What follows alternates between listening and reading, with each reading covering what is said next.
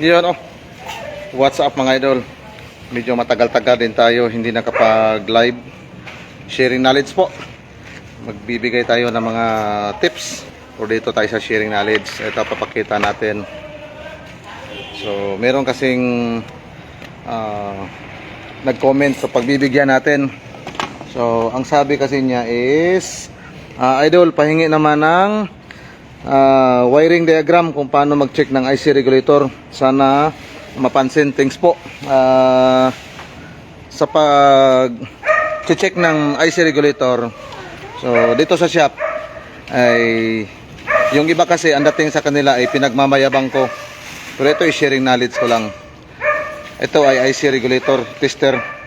Binuksan ko na ito dati, ngayon bubuksan ko naman ito uli. Tama-tama, viral yung ating mga videos. Sige dong, pakibukas nito dong. Dahil ayan o, mapapansin natin may wire ito na dalawa. May dalawang alligator clip. Sa kabila din, mayroon din dalawang alligator clip. Yan. Ayan o, may dalawang alligator clip din. So, mamaya magkaalaman talaga to. Bubuksan natin to. Isang warrior. Kapatid ko yan. Isa rin to sa binabas. Dahil batang-bata pa, warrior na. Ito naman si Mr. Glenn. Yan o, tsuhin namin to, pero malupit to. Yan o. Lahat na ata kami rito ay nabas na. Lahat ng mga video ko, iba-iba naman ng warrior. So, halos pinagbabas kami. Walang problema. Ang importante, makapag-share din tayo. Yan. So, ayan o. Natanggal na ng ating warrior. So, ngayon, ikuan mo dong, tak-tak muna. Yan o. Medyo, nakiwalay. Cable tie mo siya. Naputol na siguro to. Meron tong cable tie, yan o. Cable tie mo. So, tapos ito. Tanggalin mo muna to, pero ito, i-cable tie mo lang tong kuan niya. Yan. Ito, tanggalin mo to. Yan. Dahil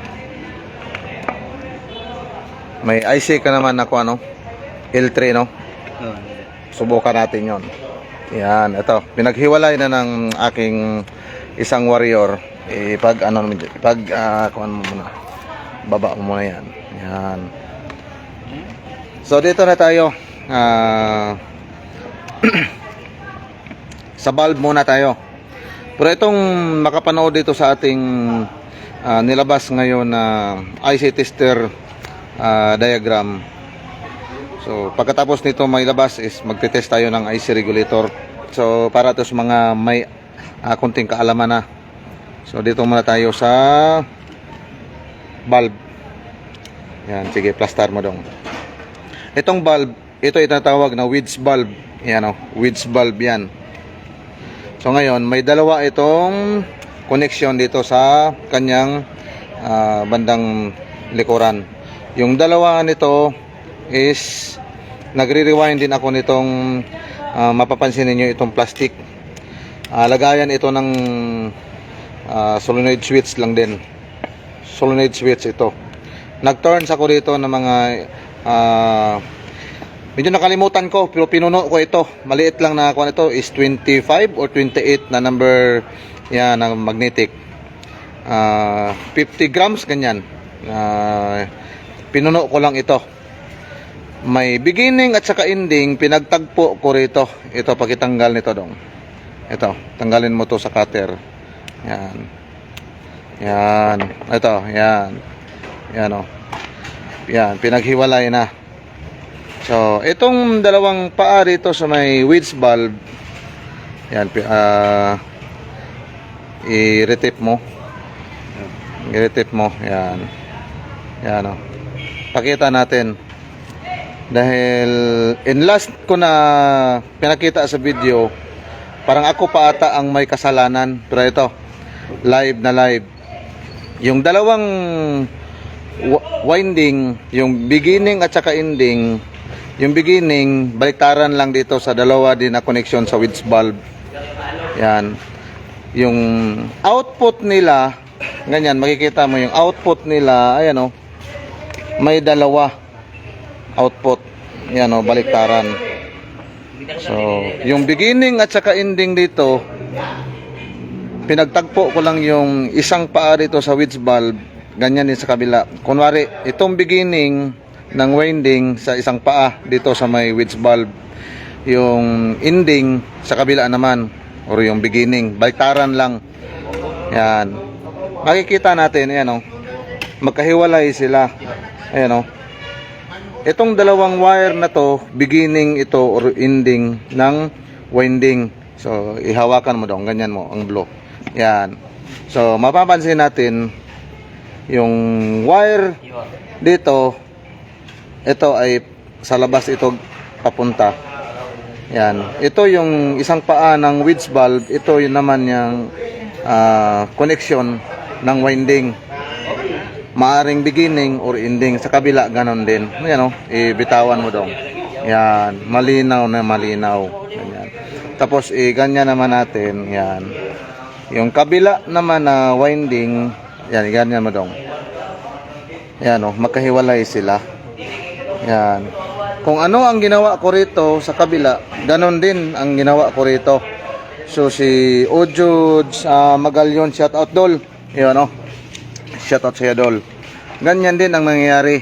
So kung napapansin niyo yung indicator light,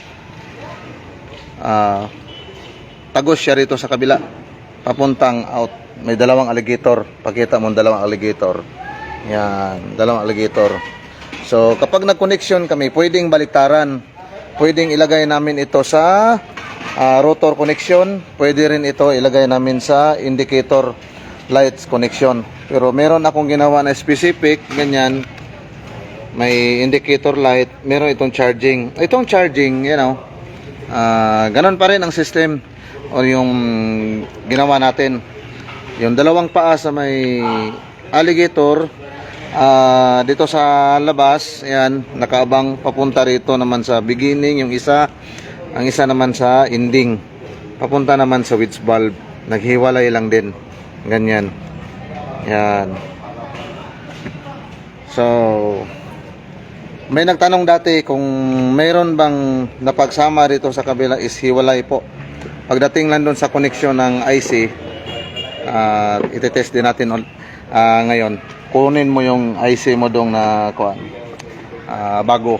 Itetest natin para in actual pakikuha din ng battery. Yan. Yan. Ito naman, meron akong video dito. So, ulitin ko lang din. Yung lock ay nasa taas. Tapos ito ang sa kanan natin. Ito ay power. Kung hindi ito ignition, always power or galing ito ng fuse. Ito naman sa may kaliwa, ito ay indicator light papuntang battery sign, dashboard. Yan. Pag binaliktad mo ito, sure na butas ang bulsa ni customer. Yan. So ano yan? Ayun, may dumating na magpa-test. Actual talaga to, live. Sige. Mas maganda. Set up mo muna. 4G1 sir? Crosswind. Ay, crosswind. Halos kuan lang sila, kaparehas lang. 4G1 o crosswind. Yan. Sige. Set up. Kahit ganito lang to, itetest pa rin natin. Ito dong, pakikuan na lang ha. Tape na lang. Yan. Ito, merong bagong IC yung aking kapatid. So, itetest natin to. Yan. Bagong bago. May kuwan pa na magnetic wire. Nakasilyo pa ito. Yan. So, sa pagko-connection naman, ito may dalawang carbon brass. Bubunutin ko ito. Yung lock niya. Yan. Itong carbon brass na makikita natin, ang connection dito, ito siya. Yan. Yung dalawang alligator dito. Yan. Itong dalawa, papunta ito dito sa may carbon. Yan. Papunta yan sa may carbon. Yan. Ito namang dalawa, ito, ang isa rito, baliktaran lang. Yung isa ay ilalagay sa power, ang isa is papuntang indicator light. Yan, kunwari ganyan. Ito ang indicator light. So, ang isa, i-clamp natin dyan. Ang isa, i-clamp naman dito sa kabila. So, yung connection naman ito sa IC, sa mga ganitong 456, ito ay negative or ground position ito. Ito naman ay steady. Papunta itong rectifier. Ngayon, ito naman ang exciter. Yung exciter nito, ito may tatlong diode. Makikita doon sa may rectifier. Ito ay trigger. Pagka umandar na siya, may kuryente itong papasok rito. Tsaka ito, magcha-charge yung IC natin. Sige. Set up ang kwandong. Tulungan mo si Glenn. Yan, no? Live ito. Sinet up ang alternator na bagong bili ni customer. So, dito sa shop, isa tayo sa mga consultant. Pag may bagong bili na alternator, dinadala rito. Bago ibigay kay customer, yan, yung taga auto parts ay naninigurado din kung okay ba yung kanilang alternator o starter na binibenta. Yan, pag unang susi, ito yung magic eye or indicator light. Ang nilagay doon is kumbaga pinagbabawal na technique muna dahil simple lang naman, pero meron itong proper na connection. Yung ginawa ng ating warrior is pansamantala lang. Lalabas lang ang magic eye, pwede na. Sige, start. Yon. Namatay ang indicator light, pumalo ang ampere gauge. Sige, start uli. Ganyan mo. Yon, no. Okay. Goods. Kung hindi ito namatay, pag umandar ang simulator engine natin, ito, ginawan ko na rin to ng content. Pag hindi namatay ang magic eye or indicator light, tapos pumalo lang ito, may problema pa rin ang alternator. Pero nakita naman natin, namatay ang indicator light at okay naman ang karga niya, 60. Normal yon dahil nakaload sa isang battery. Kapag hiniwalay natin yung isang battery sa simulator, at saka hindi rin basta-basta tawag nitong mag-regulate siya. Dahil unang start pa lang, normal, tataas talaga ang karga. Saka lang babalik ang karga kapag mga ilang segundo or puno na ang baterya. So ito naman ay pabiglaan na pag-andar, normal, mataas ang karga. Pero sa magtatanong kung perfect ba talaga ang engine simulator natin, ang sagot dyan is para malaman lang natin kung kumakarga ba talaga siya. Pero kung ang tanong mo ay magre-regulate siya, nasa unit na ang monitoring nun. Dito tayo. So yun, nakita naman natin na nag-test tayo. Dito tayo gumamit sa indicator light. Ngayon, test naman natin yung mismong IC. Ganyan mo dong. So, ito ay negative. Ayan. Mayroon itong negative. Mayroon naman itong positive. Sige. Itong negative, mapupunta ito dito sa connection ng IC ito. Ito ay negative connection ng IC. Tanggalin natin itong fibra. Yan. Kung ano ang connection dito sa IC, susundin natin kung kunwari ito negative. So lagyan ito ng negative. Okay? Ano yan dong? Ground. Negative, may clamp. Itong dalawang alligator clip, ito yung sasabi ko kanina, dito yan ang galing sa dalawang bulb dito at saka sa beginning at saka ending at saka lang dong. Sa beginning at saka ending rito. Nandito galing yan, itong dalawang alligator clip na to. So ito namang connection na to, papunta ito rito. Yan. Sa may connection ng IC socket. So sige, ganyan natin. Ilapit mo doon. Pag unang susi, yan, bahagya itong umilaw. Ito rin. Pag start, kailangan papasok yung kuryente rito. Pagpasok dyan, mamamatay ito. Iilaw ito ng malakas. Okay, start. Yan, no? Off ng susi. On. Yan, pag on. Pag start, lagyan ito ng power. Ito ay exciter. Okay, off ng engine. Off ng susi. Yan, no? Ibig sabihin, goods itong IC regulator niya. Yan. Sana naintindihan yung pinaliwanag natin. Pero ang makakaintindi nito is auto electrician lang or sa mga nagtatrabaho na talaga. Pero yung wala ka pang karanasan nito, ang hirap ipaliwanag. Ang ending, ako pa ang may mali, ako pa ang may kasalanan kung bakit binigay ko itong diagram na to. Siguro kung sasabihin ko na nakakatulong, malaking tulong ito dahil 28 years old pa lang ako. May shop na ako. Hindi sa pagmamayabang, IC regulator ang pinakahuli kong pinag-aralan o nakuha ko sa mentor ko. Iba-iba ang mentor ko dati bago ako nagtayo ng shop. Itong IC regulator ko, tester, malaking pakinabang talaga sa akin. So ngayon, ibinahagi ko naman para makatulong. Dahil yung mga mentor ko, hindi ko na kayang balikan o tulungan sila. Dahil tinulungan nga nila ako. So sobrang master na nila. Ngayon, ibinahagi ko na lang yung binigay nila sa akin na kaalaman. So shout out sa lahat ng mga followers natin. Siguro yung iba ay magtataka kung bakit gumagamit ako halos dito ng mga pinagbabawal na teknik. Mindanao area po ang nadatnan ko. Pero kahit na nasa Manila ako dati, Moriones area ako, harap ng Waga Street, malapit sa Road 10.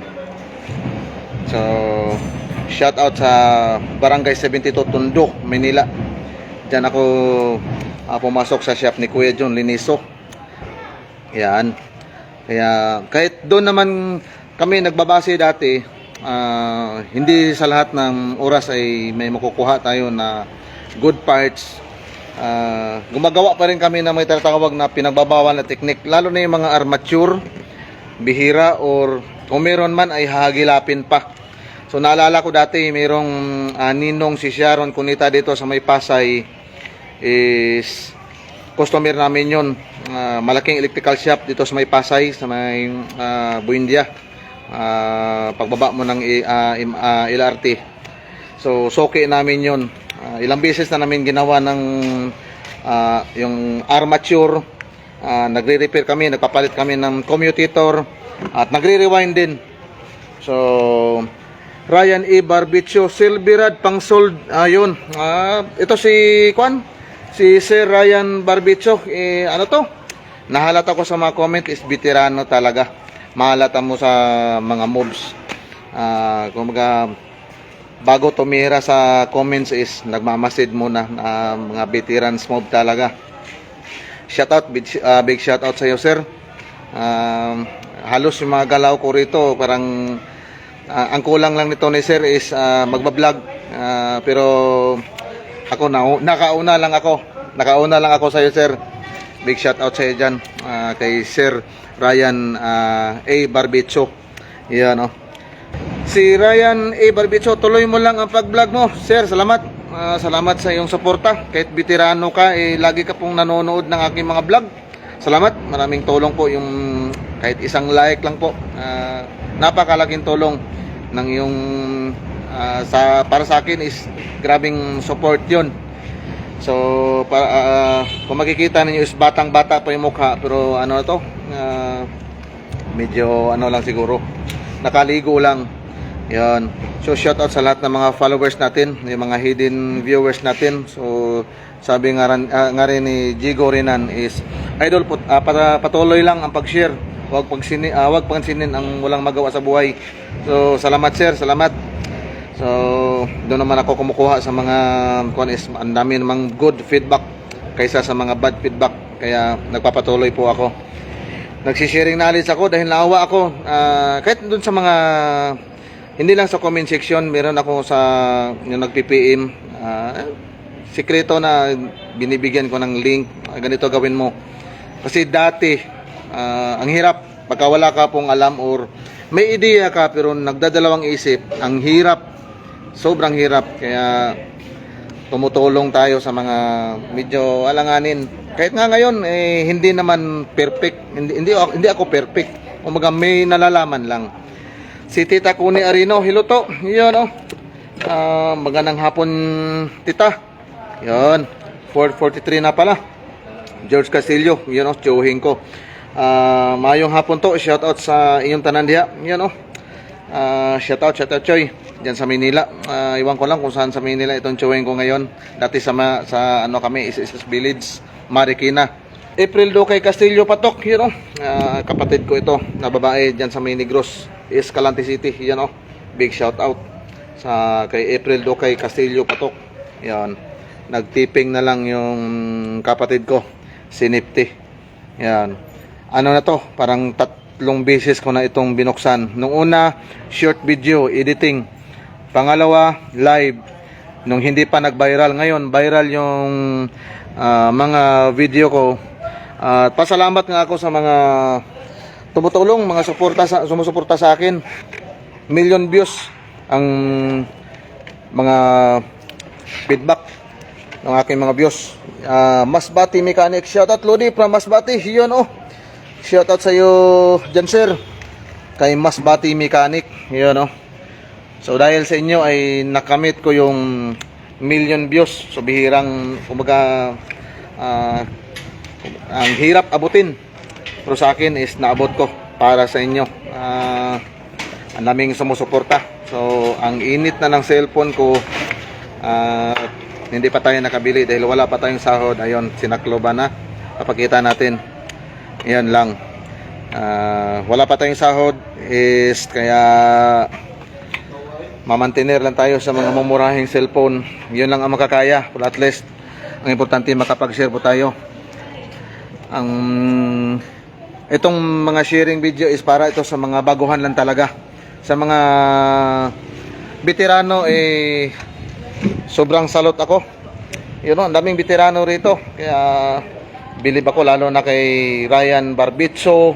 Nakalimutan ko na yung iba. Ang daming mga sumusuporta sa akin. Pero ay salot po. Bihira ka lang makakita din ng mga veterano ay sumusuporta sa kagaya ko na pausbong pa lang. Para sa akin, hindi naman ako pa talagang is may nalalaman lang. Halos lahat ng mga mentor ko, ang dami kong mentor na pinagdaanan. Gimaras pa ako dati, nag-Negros Occidental, mga Soquaco Brothers, kay Chuboy at saka si Chululoy. Yun, oh. Pumunta naman ako ng Manila, bumalik na naman sa Negros, pumunta ng Mindanao.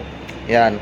Kaya lahat ng mga natutunan ko sa mga mentor ko, pinagsama-sama ko yan.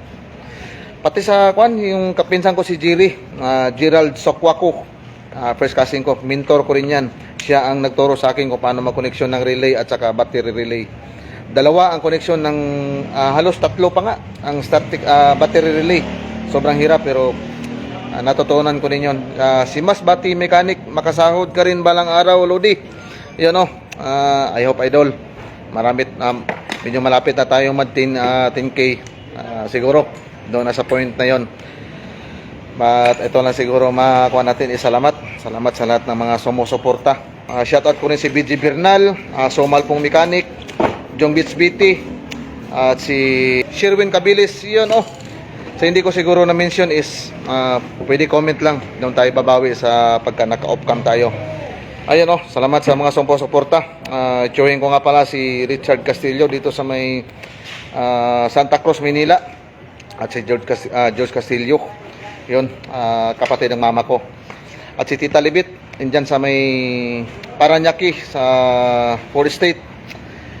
So ayun lang. God bless sa atin lahat. Ayun, oh.